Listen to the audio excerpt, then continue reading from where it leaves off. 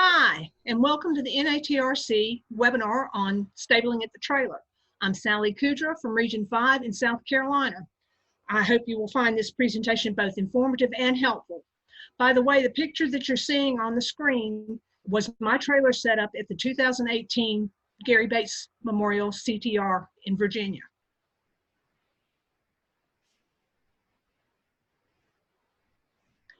Allowable stabling options are as shown. All stabling options are at the discretion of ride management and or the ride facility owners. Do you have any questions? All right, then we're going to go on. Highline sliding tethers can either be done from tree to tree, tree to trailer, or trailer to trailer. The main thing is to make sure that the high line is above the horse's or equine's head, and that it is taut enough that when they pull on the tie line, it does not reach the ground. If you use it from tree to tree, you need to have tree savers, and that can be old girths, towels, or like a tree saver dedicated to tree saver strap that's shown on the slide. The sliding tether will allow your equine to have more freedom of movement. Any questions about sliding tethers on a high line?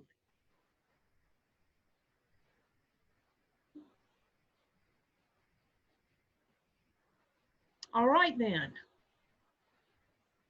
This is a high line stationary tie, and this would be used in situations where either management says you cannot have a sliding tether, or you have multiple equines on a standing line, and you would employ any number of ways to put your tie on your line. You see this has got a loop knot directly into the high line. You can also get knot eliminators. My preference is a tether ring like shown. The important thing is that when you have them on a stationary tie, that you make sure that water and hay are always accessible. Any questions?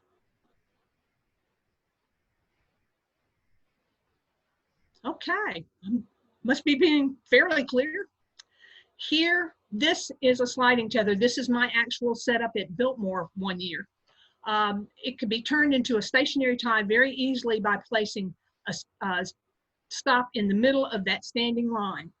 Again, you'll notice that the water and the hay are on different sides, and that's to make sure that the water stays clean as much as possible. Any questions?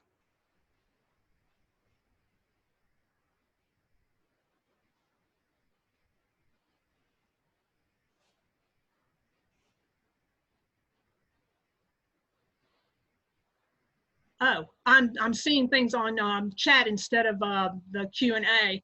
So high lines, generally they're allowed if there's room for them. It just depends on the situation and where you are and what the facilities will allow. Some facilities require that you actually stay in stalls. So it just depends. The bar on the trailer is not actually a bar. It is cotton rope, and I just ran it back and forth through the two tie rings and used a trucker's hitch to tauten it. So it's cotton rope is all it is.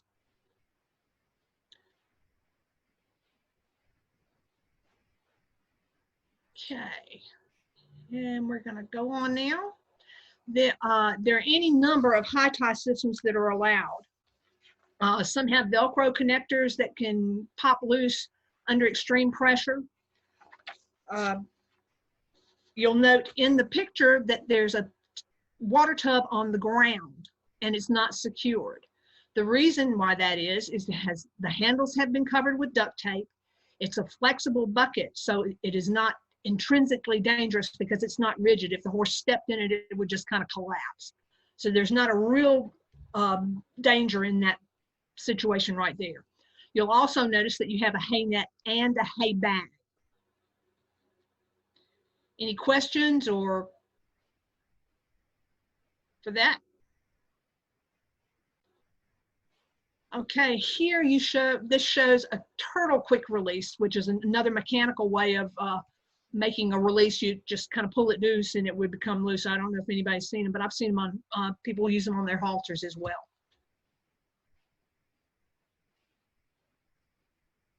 Any questions? Okay, here we've got 2 equines on a high tie system.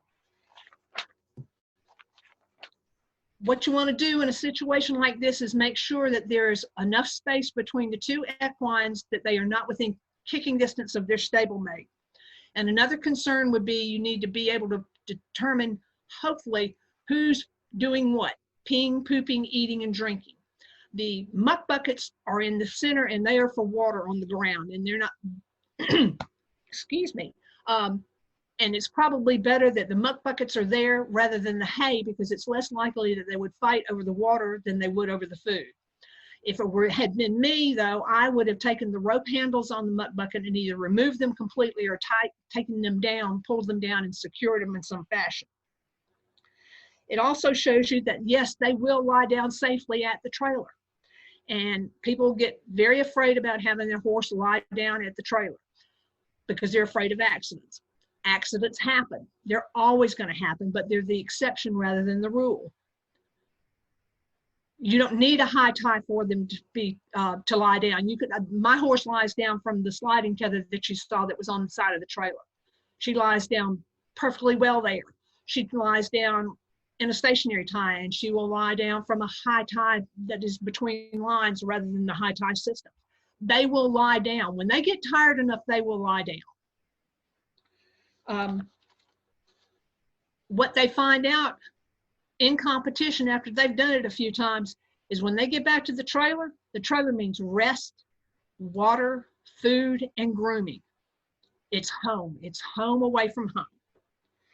And you'll notice also in the front, on the front animal, there's a rope halter. Now, you might have some horsemanship judges that would be concerned about this because of the potential of the severity of the halter if the animal pulls.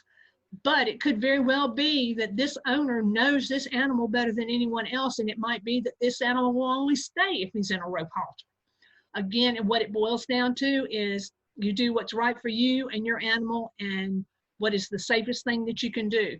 I use nylon. Some people use leather. Other people use leather with a pole, a breakaway pole. It just depends on what's going on and how you do with your animal, and you know your animal better than anyone else. Any questions?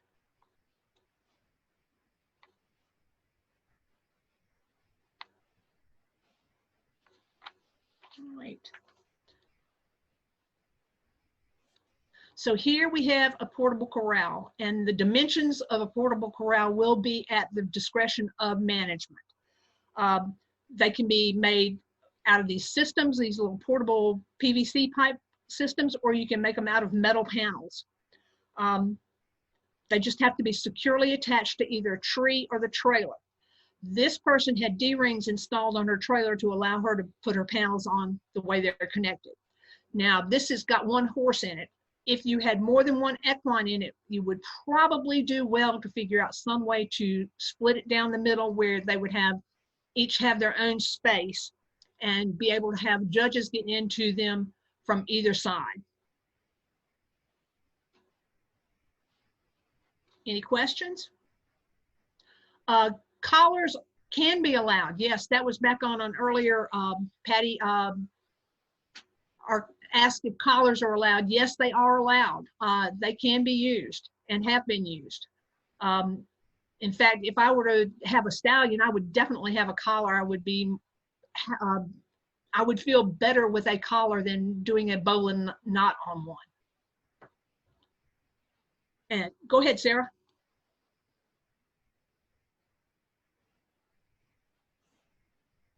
Sarah, you want to answer that?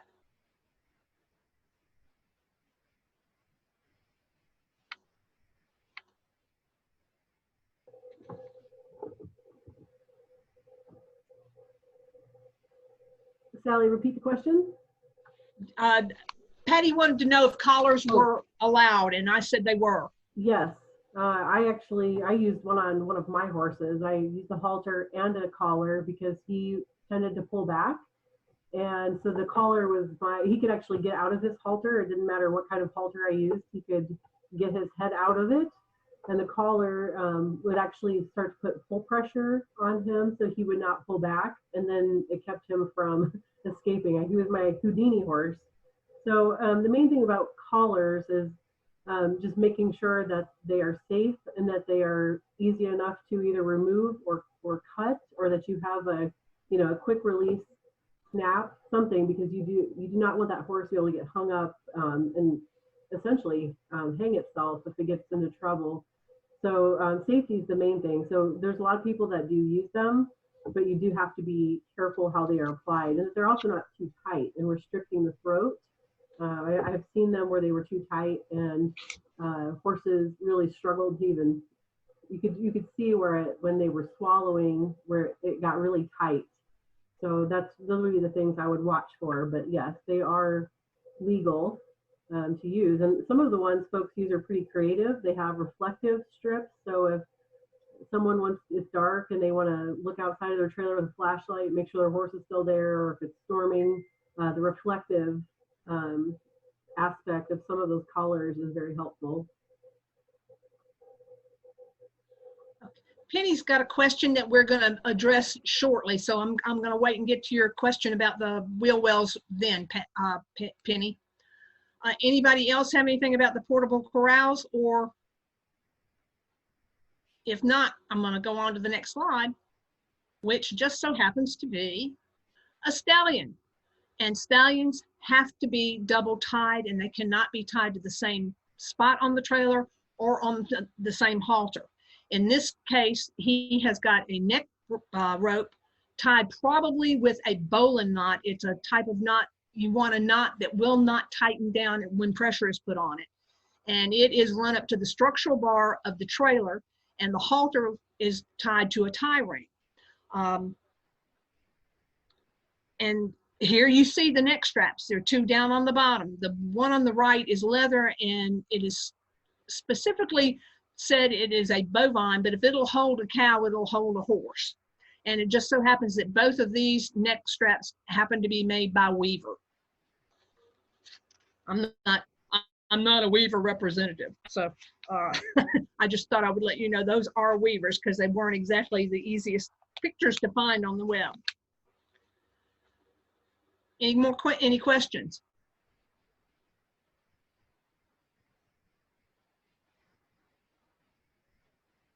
Okay, we're going to move on.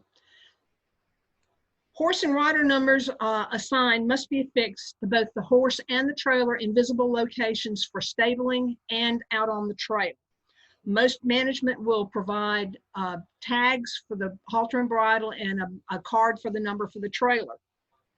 Some regions allow selling of numbers, and Region 5 is one of them, for the ride year, and you can either buy permanent numbers or fabricate them. I've been known to take milk jugs and cut circles out, put little grommets in them, and then take the numbers, the sticky numbers you can get for addresses on mailboxes, and use those to make my numbers. Back when I wasn't buying numbers and I was changing them all the time, it was really easy to just pull those off and on for a ride. I've been buying 17, and you see I've got two. These, it's not mandatory that you have two identifications on your trailer. That's my choice. I have one at the back and I have one on the side with the horse. So that is my choice. The beauty is when you buy the numbers, on the next slide, you'll see that if for some reason I was changing my number because I was changing division, it's a simple matter to change the number.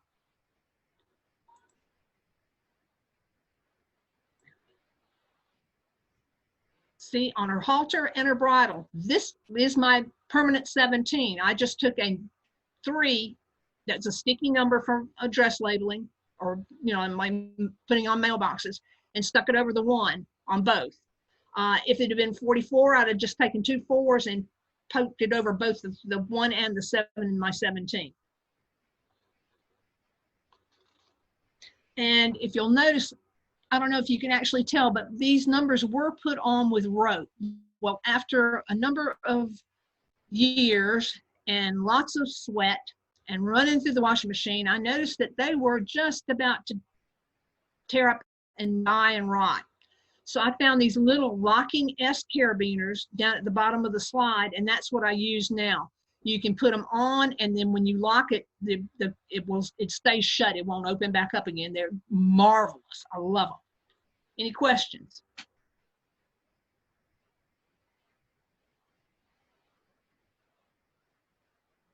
Julie Hart, I'm going to get to that shortly. She wants to know about the covers on the wheel wells, and I'm going to get to that very shortly. This is my trailer in preparation to tying to the trailer for the weekend with one horse. This is not the only way it can be done. It's not the end all and be all. It's just the way that I do it. You do whatever is safe and comfortable for you and your partner.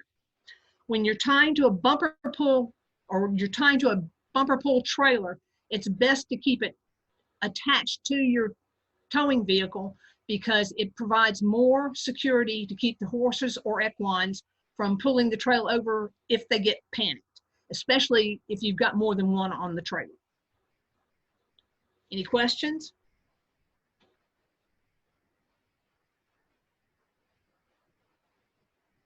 Okay. As you can see, I've got a bucket, a tie line, a tether ring, a hay net, and pool noodles. The tie line is between the two tie rings and functions as a high line, and it can be either a sliding or a stationary tether. It allows the equine to be able to lie, or the tie line should not be more than 3 to 6 inches from the ground without pressure on it. That way, when they put pressure on it, they might get it an inch or so off of the ground. And that allows them to be able to lie down without danger of them getting a leg over that rope when they're standing up. The pool noodles are used to cover the sharp edges of the trailer fender. And you can attach them with tape. You could use, I prefer packing tape because it's a little less hard on the finish than duct tape is. And duct tape can be a real pain to get off of your finish as well. Now this bucket handle, I don't know of anybody else in Region 5 who does this, but I had a horse who liked to rub on the bucket. And I was afraid that she was going to get a halter ring caught in the handles where they attach to the bucket. So I covered it with pipe insulation and then vet wrap. And I started it with Oko's mother and I just kept going with her. So that's the reason why that's done. Now the tie line is secured with a quick release knot that is locked by pulling the end through the last loop. This way, if a horse starts playing with the rope, and they will, when they pull on it, they're going to be tightening it. They're not going to be actually turning themselves loose. Any questions?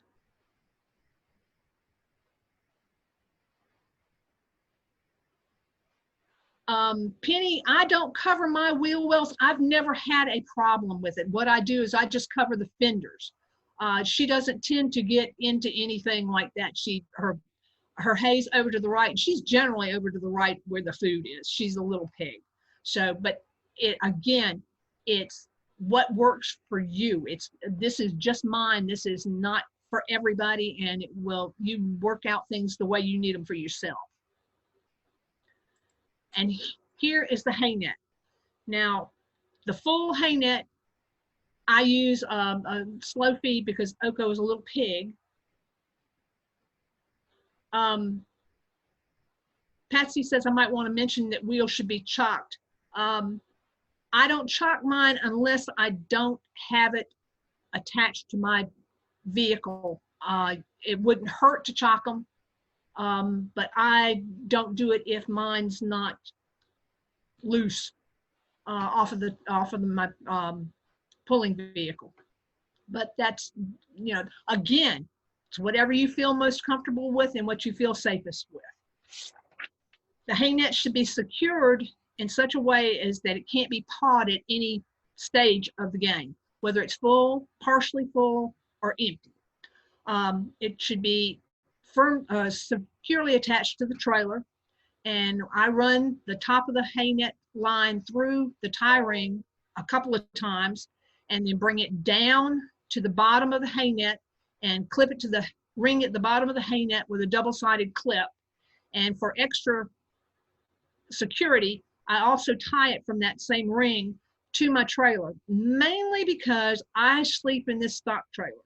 And when she starts banging that thing around, when it starts getting empty and that clip is hitting the trailer, you don't get much sleep.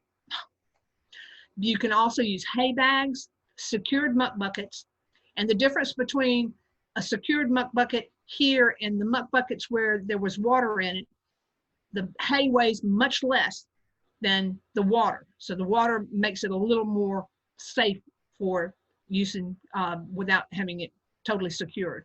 Or you can always feed directly off the ground. Most people don't anymore because they waste so much and they mess it up so much. They'll pee in it, they'll poop in it, they'll do anything but eat it. Any questions? Okay, we're getting ready to get to Penny's question. These are fender and tie options. You can use pool noodles or pipe insulation and tape it, like I said. Some people have custom covers made that will cover the entire side of the trailer where the horse is going to be.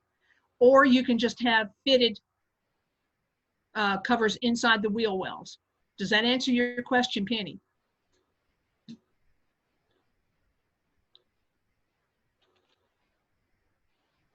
Anybody have any more observations about these situations? You're welcome. All right, I'm going to go on then.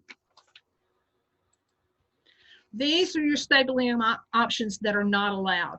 Hobbles are not allowed under any circumstances. Electric fencing as a primary containment is not allowed as a primary containment.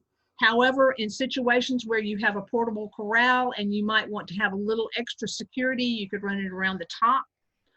Or in the case of the stallion, you might want to have electric fencing around him, not necessarily to keep him in, but to keep amorous mares out, because I've heard of mares that go and harass the stallions instead of the other way around.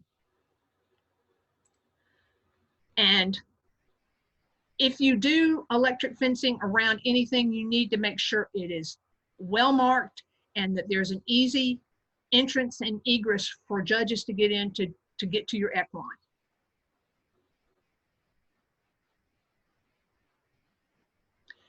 This is what not to do. And some more no-nos are you don't have open doors, you don't have chairs, equipment such as manure forks or grills within reach of the equine, and no protected handles. I actually had this trailer fabricated for me by Adam, and I had them put the door opening on the opposite side so it would be on the side with me on the people side. If I had a regular door, the handle would have been towards the horse, and I would have either used a tennis ball or any kind of ball that would fit into the handle so that they can't get a halter on there. It's another thing. If they can rub on something, they're going to rub on it. So that's the things you don't want to do. Now we're going to go to some specific things you don't want to do and why you don't want to do them. Right now, this hay net is way too low. It's full and it's already within pawing distance. When it's empty, it would probably be on the ground. This is very, very unsafe. No, Angela Moore asked, is electric approved for primary containment? No, it's not.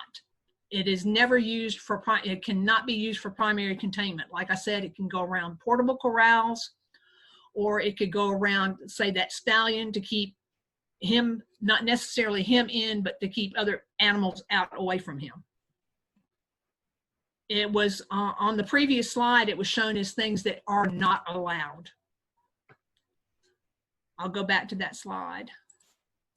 These are stapling options that are not allowed. You cannot use hobbles, you cannot use electric fencing as a primary containment, and you cannot use ground picketing.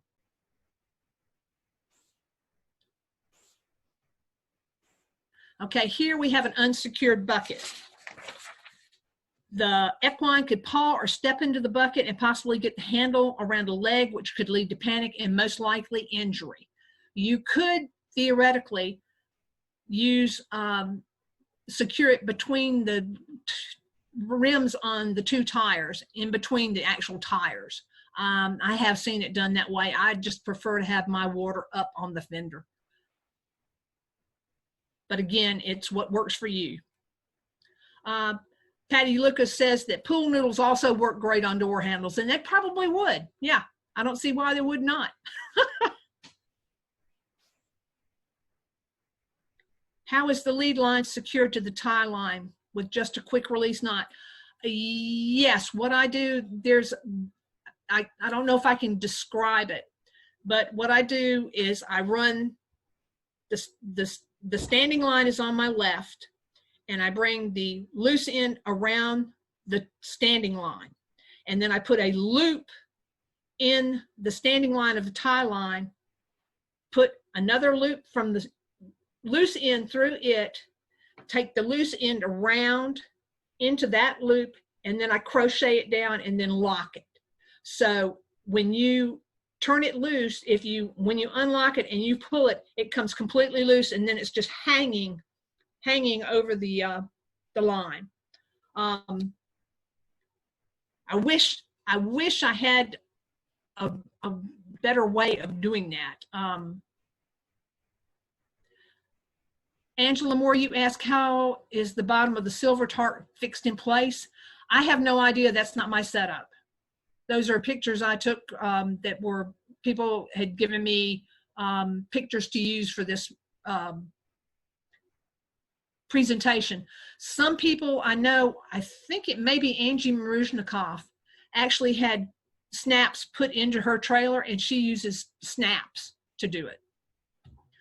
What's on my trailer, I secure an awning on my side, on the horse's side, that weatherproofs my trailer, and I use, because it's steel, I have very strong magnets out of old hard drives, and I use those to secure it down. Okay, let's see. All righty, let's see. All right, so we've done the bucket and said this is not good because it's loose and they could get hurt.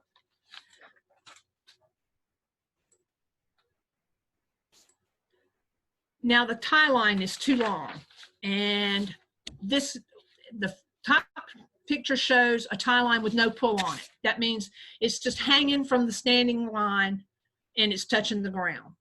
So when the horse pulls, it's actually going to be lying on the ground. And when the horse is lying down, it could get, or if, I'm sorry, back up.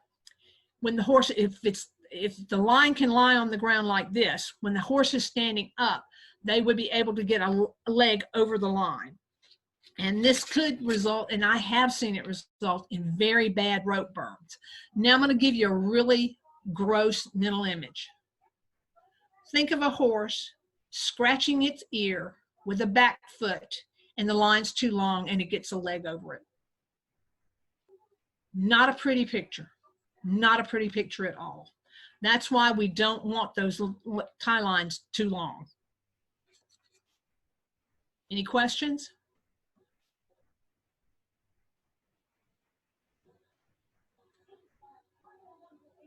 Okay. And here we have an unlocked quick release knot. Normally this line would be through this last lock, the standing end would be through this last knot and locking. Right now, if a horse started playing with this line, grabbed it and pulled it, they would be loose in a matter of seconds. I've seen it happen. And it's you know, they're like, whoa, we're gone. We're out of here. If you had Sarah Arthur wants to know, would a tie line with a snap at both ends be allowed? That was big enough on those standing line end to move freely.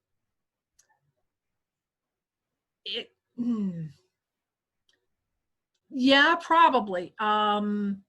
Sarah, you want to bounce in on this one? I've never tried to do that, but I would think you could do it with a turtle release.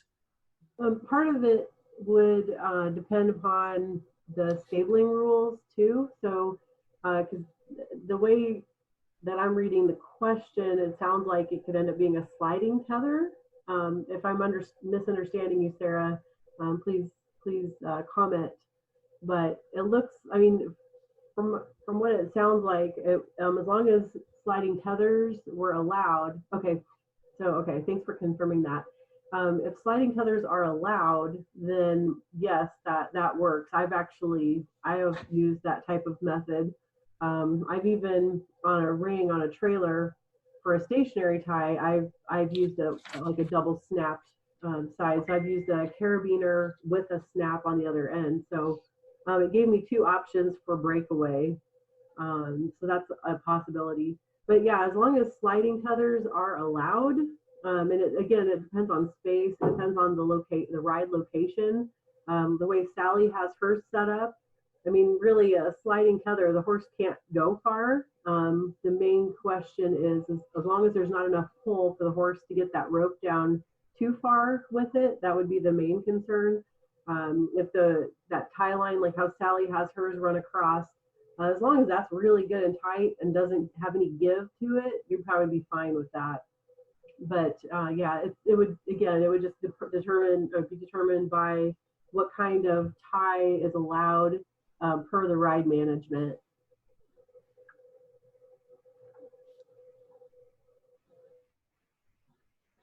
All right. Unless anybody has any more questions, this concludes our webinar. And I hope you've enjoyed it and found it informative. If you have any more questions, please feel free to ask away. We've got time.